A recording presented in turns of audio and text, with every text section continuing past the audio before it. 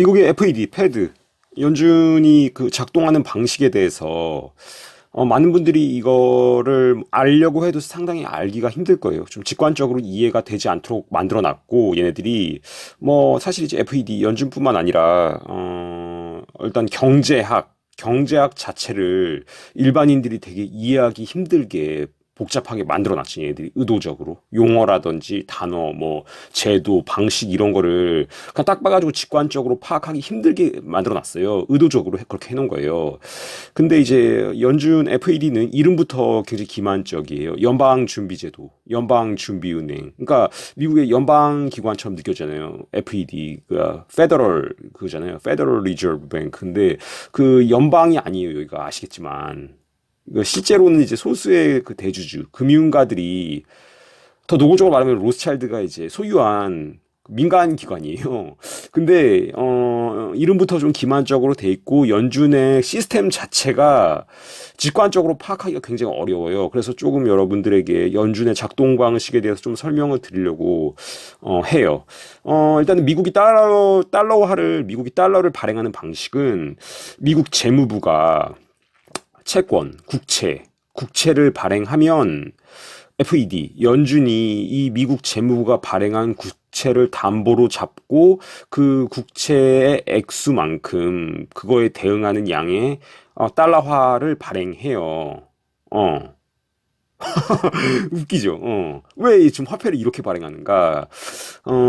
이거는 이제 제가 제 채널을 통해서 여러 차례 말씀드렸듯이 이 연준의 모델이 되는 영국의 중앙은행, 뱅크 오브 잉글랜드, 파운드화 발행하는데, 이제 이 뱅크 오브 잉글랜드는 1694년에 설립됐는데, 여기가 연준이랑 똑같이 이렇게 소수의 금융가, 그러니까 로스차일드가 대주주인 민간 기관이에요. 영국의 파운드화를 발행하는 이 뱅크 오브 잉글랜드의 모델을 가지고 와서 만든 게 이제 1913년에 만든 게 미국의 이제 FED, 패드 연준이에요. 똑같이 대주주는 로스차일드고.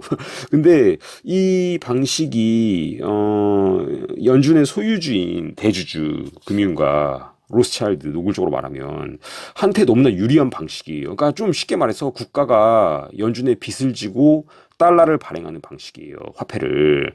그러니까 이제 1913년에 연준이 설립될 때 이 방식이 너무나 좀 이상하고 로스차일드는 너무 유리한 방식이니까 말이 나올 수밖에 없기 때문에 어떻게 이제 얘들이 그 제도를 짜놨냐면 이 미국 재무부가 국채를 발행하면 그 국채 소유자한테 이제 이자를 줘야 돼요. 그러니까 이를테면은 미국의 이제 그 국채가 뭐 다양하게 있죠. 2년물 있고 5년물 있고 10년물 있고 20년물 있고 30년물 있고 이렇게 있는데 이제 뭐 기간이 길수록 뭐 30년물 이런 게 이제 그 이자가 높은데 지금 10년물 미국 국채가 금리가 4.57%예요. 그러니까 그 10,000달러짜리 10년물 미국 국채를 이제 사면은 연간 457달러를 이제 이자로 받아요. 그러니까 한국 돈으로 대략 1,350만 원짜리 국채를 이제 가지고 있으면 대략 연간 이제 62만 원 정도를 이자로 받아요. 어. 근데 이 이자로 받는 돈을 이 연준이 자기가 보유하고 있는 미국 국채에서 나오는 이자로 받는 돈의 93%를 다시 미국 재무부에 돌려주겠다. 이렇게 그 제도를 짜놨어요. 그리고 6%만 그 우리 주주가 좀 쉽게 말해서 로스차일드가 가져가겠다. 그러니까 이렇게 짜놨어요, 제도를. 그러니까 94%나 그 다시 재무부에 돌려주면 뭐 괜찮네 이렇게 느낄 수 있잖아요. 그걸 의도하고 짠 거예요. 그리고 6%라고 했는데 6이라는 숫자에 의도적으로 맞췄죠. 6. 6%만 우리가 이자를 가져가고 나머지 94% 다시 재무부에다 다시 주겠다. 이렇게 이제 해놨어요. 근데 작년 기준으로 이 6% 이제 연준이 보유하고 있는 미국 국채의 전체 이자의 6%로 가져간 게그 8조 4천억 정도 돼요. 한국 돈으로 8조 4천억. 일단 이거 자체가 적은 돈도 아닐 뿐더러 근데 이제 이렇게 짜놨어요. 이렇게 하면 더 공공기관의 냄새가 나니까, 느낌이 나니까. 근데 그렇다면 이제 중요한 게 미국 국채는 누가 얼마나 보유하고 있는가. 이게 이제 또 관건인데, 대략적으로 미국 국채 소유자 비율을 말씀드리면, 그러니까 FED, 패드, 연준이 미국 국채, 지금까지 미국이 발행한 국채 전체의 23% 정도 갖고 있어요. 연준이, FED가. 미국이 지금 국가 부채가 뭐 한국 돈으로 3경이 넘잖아요. 3경이 넘는 돈 중에 뭐 좀 과장해서 1경 정도가 연준이 갖고 있어요. 그 채권을. 그리고 이제 뮤추얼 펀드 여기가 이제 14.6% 갖고 있는데 이 뮤추얼 펀드는 이제 뭐 블랙락, 뱅가드, 스테이트 스트리트 이런 다 들어가는 거예요. 그러니까 이런 어떤 그 기관들 금융 거기 걔네들이 이제 14.6%를 갖고 있어요. 미국 그 국채 전체 100%로 잡았을 때 14%를 이런 어떤 뮤추얼 펀드가 갖고 있고 미국의 국민연금이라고 치고 미국의 연금 우리나라로 치면 국민연금 미국의 국민연금이 13.5%를 갖고 있어요. 그리고 미국의 군인연금이 3.5%를 갖고 있고 그리고 이제 외국인들이 사잖아요. 외국 국가들이 중국이 미국 국채 전체의 6%를 갖고 있어요. 중국이. 일본이 4.8%를 갖고 있고 영국이 1.3%를 갖고 있고 한국도 1% 정도 갖고 있는 걸 알고 있어요, 제가. 그러니까 이렇게 외국도 외국이 사잖아요, 미국 국채를. 그러니까 이제 이렇게 외국인들이 또 갖고 있는 게 있는데 그래서 이 패드 연준이 보유하고 있는 게 미국 전체 국채 23.8% 거의 24%예요. 여기서 나오는 이자의 94%는 다시 재무부로 가고 6%는 로스차일드한테 간다. 이렇게 보면 돼요. 그렇게 해서 작년에 FED가 자기가 보유하고 있는 미국 국채의 이자의 93%를 재무부에 돌려준 액수가 1,000억 달러 조금 넘어요.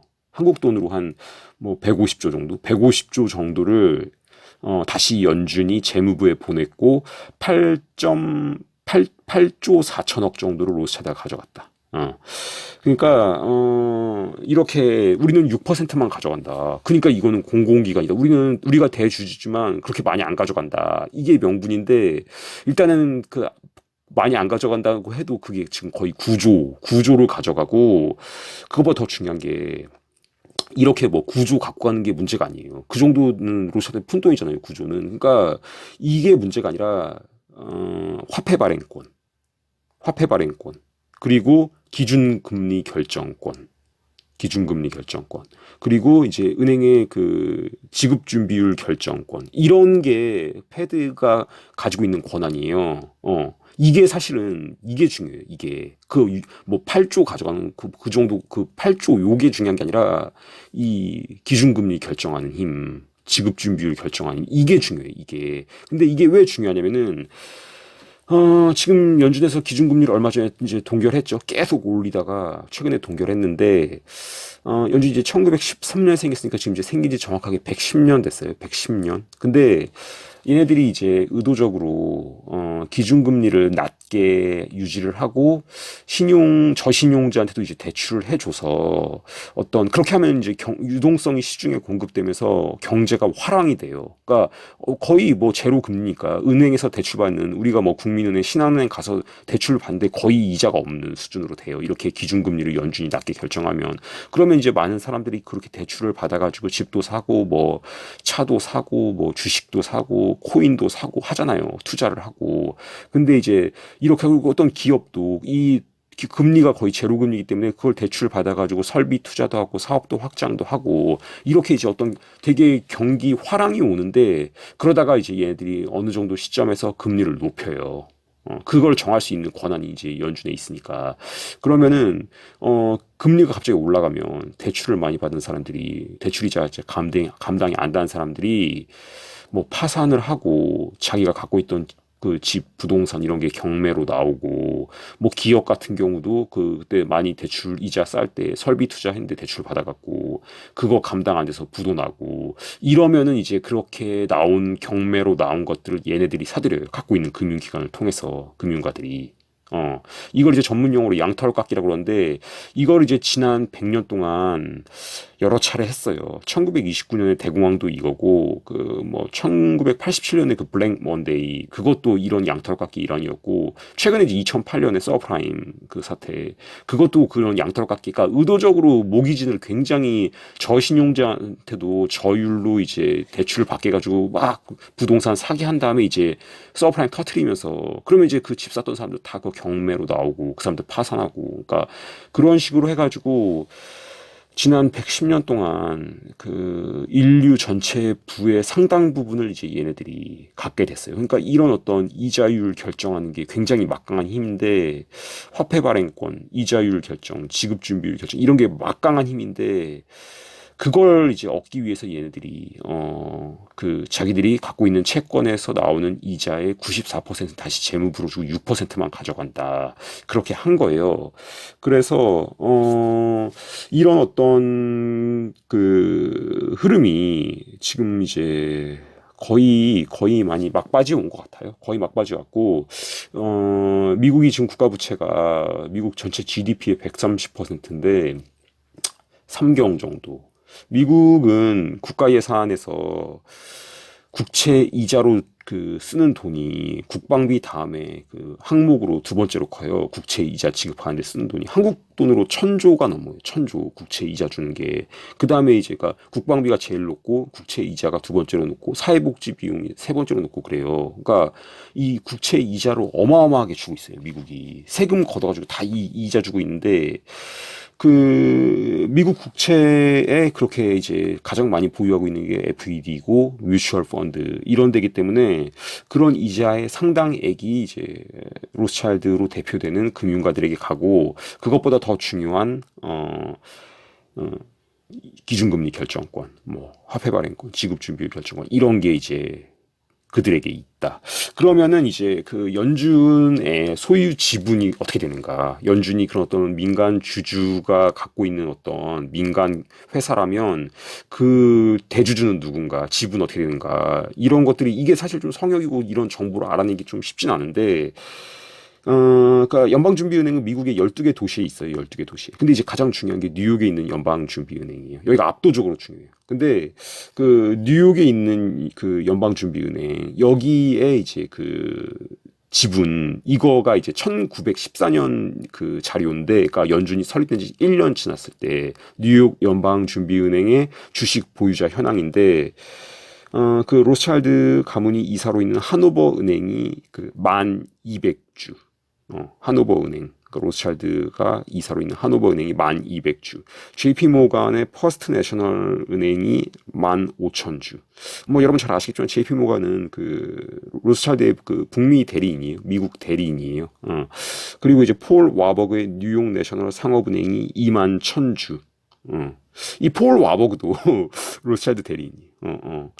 그리고 이제 체이스 은행이 6,000주, 케미컬 은행이 6,000주. 그리고 이제 그 록펠러랑 쿤롭의 뉴욕 내셔널 시티뱅크, 뉴욕 내셔널 시티 은행이 3만 주인데 이 이제 그 내셔널 시티 은행이랑 그 또 그러니까 이게 합병을 해요 자꾸 아까 뭐 JP 모건의 퍼스트 내셔널 이거는 이게 지금 이제 JP 모건 체이스예요 지금 그러니까 합병을 해요 이 그 전에는 뭐 이 체이스 맨하튼이라고 있잖아요 그게 또 JP 모건이랑 합병해서 JP 모건 체이스가 된 건데 이게 그래서 자꾸 인수합병이 되고 그랬는데 그렇게 해서 보유 그 지분의 변화는 있지만 궁극적으로 그 최상이 그 올라가면 결국에 로스차일드가 나와요.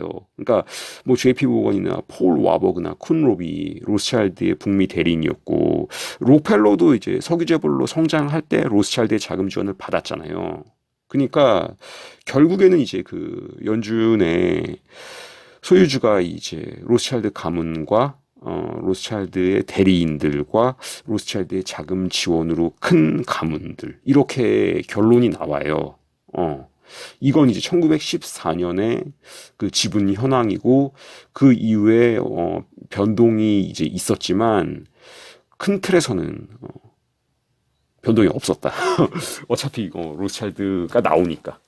그래서 이제 이렇게 연방준비제도라는 미국의 중앙은행 제도가 굉장히 좀 직관적으로 파악하기 어렵게 짜여져 있고, 그러나 이제 그것을, 그리고 뭐 그렇게 이자율의 94%는 다시 재무부로 귀속되고, 금융가들, 이 로스차일드한테 6%만 가니까 공공기관이다. 뭐 이제 이런 식으로 말할 수 있는 어떤 근거도 밑밥도 깔아놨지만, 실제로 이제 그것보다 더 중요한 기준금리 결정권이나 지급준비율 결정권 이런 걸 가지고 있고 그 6%로 가져가는 돈도 매년 8조 4천억 정도 된다.